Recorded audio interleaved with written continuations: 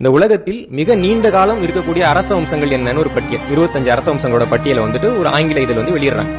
அந்த அரச வம்சங்களுடைய பட்டியல்ல முதல் 5 இடங்கள்ல இருக்கக்கூடிய அரச வம்சங்களை பார்த்தோம்னா, முதலாவது இடம் பாண்டியர்கள், 2வது இடம் சோழர்கள், 4வது இடம் சேரர்கள். ஆனா அந்த பட்டியலை படிக்கிற யாருக்குமே தமிழர்கள்லாம் யாருன்னு தெரியல. அப்ப நமக்கு முன்னாடி இருந்தவங்க ஒழுங்கா தான் இருந்திருக்காங்க, நம்ம ஒழுங்கா இருந்தோமா அப்படின்னு ஒரு கேள்வி வருது இல்லைங்களா? தமிழர்கள் எந்த இடத்திலே அறிவியல் பேச சென்றாலும், அதாவது அவங்களோட அறிவியலை பேச சென்றாலும் அதை வந்து இழிவுபடுத்துறது. தமிழர்கள் அவங்க மொழியில எங்கேயாவது பொது இடத்துல பேசினா அது வந்து கல்வி அறிவின்மை என்பதாக காட்டுவது. தமிழர்கள் வந்து அவங்களுடைய மருத்துவத்தை மேற்கொண்டா அது வந்து மருத்துவ அறியாமை என்று கற்பிப்பது. தமிழர்கள் தங்கள் மொழிக்காக ஏதாவது செய்தால் அதை மொழி வெறி என்று கற்பிப்பது. தமிழர்கள் தங்களுடைய பண்பாட்டையோ நாகரிகத்தையோ கடைபிடித்தால் அதை வந்து பிற்போக்குத்தனம் என்று சொல்வது. இப்படியாக தமிழர்கள் வந்து குறிவைத்து தாக்கப்படுகிறார்கள். இப்படி தாக்கி என்ன பண்றாங்கன்னா, உளவியல் ரீதியாக நாம் வளர முடியாமல் செய்கிறார்கள். இதுதான் இத்தனை ஆண்டு காலமாக தமிழகத்தில் நடப்பது. விட்டா இனிமேலும் நடக்க போகுது.